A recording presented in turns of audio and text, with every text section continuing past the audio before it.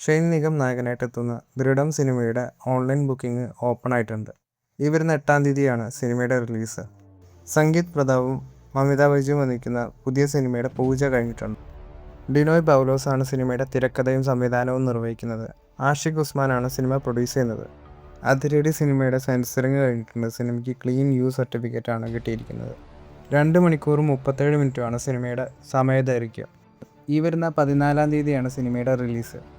കാട്ടാളൻ സിനിമയിൽ മാർക്കോ സിനിമയിൽ സെയിം ക്യാരക്ടറായിട്ടാണ് സിദ്ദിഖ് എത്തുന്നത്.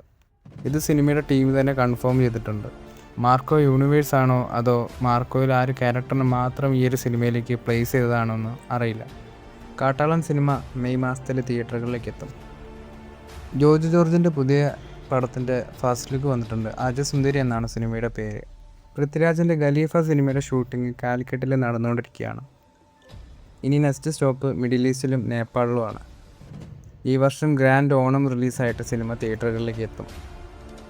ജോ റൂസോ സംവിധാനം ചെയ്ത മാർവൽ സിനിമകളിൽ തനിക്ക് ഏറ്റവും ഇഷ്ടപ്പെട്ട സിനിമയാണ് അവഞ്ചേഴ്സ് ഡൂംസ്ഡേ എന്ന് അദ്ദേഹം ഇപ്പോൾ പറഞ്ഞിരിക്കുകയാണ്. എല്ലാം നല്ലതുപോലെ നടന്നതിൽ തനിക്ക് വലിയ സന്തോഷമുണ്ടെന്നും, കാരണം റൂസോ ബ്രദേഴ്സ് ഇതുവരെ ചെയ്ത മാർവൽ സിനിമകളിൽ നിന്നും വ്യത്യസ്തമായൊരു ടോൺ ഈ ഒരു സിനിമയ്ക്കുണ്ടെന്നാണ് പറയുന്നത്. എന്തായാലും ഈ വർഷം തന്നെയാണ് അവഞ്ചേഴ്സ് ഡൂംസ്ഡേ എന്ന സിനിമ തിയേറ്ററുകളിലേക്ക് എത്തുന്നത്. ആൻഡ്മാൻ 2 സിനിമ ഇറങ്ങി ഇന്ന് 16 വർഷം തികഞ്ഞിരിക്കുകയാണ്.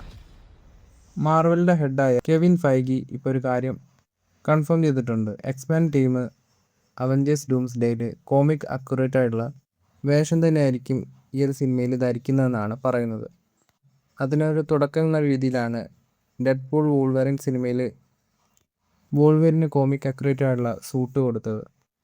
സൈക്ലോപ്സിനെയും കോമിക് അക്യുറേറ്റഡ് ആയിട്ടുള്ള വേഷത്തിൽ തന്നെ ആയിരിക്കും നമ്മൾ ഈ ഒരു സിനിമയിൽ കാണാൻ പോകുന്നതെന്നും, ആ ഒരു ക്യാരക്ടറിൻ്റെ ആക്ഷൻ സീക്വൻസുകളൊക്കെ ഗംഭീരമായിട്ട് ചെയ്തിട്ടുണ്ടെന്നാണ് കെവിൻ ഫൈഗി പറയുന്നത്.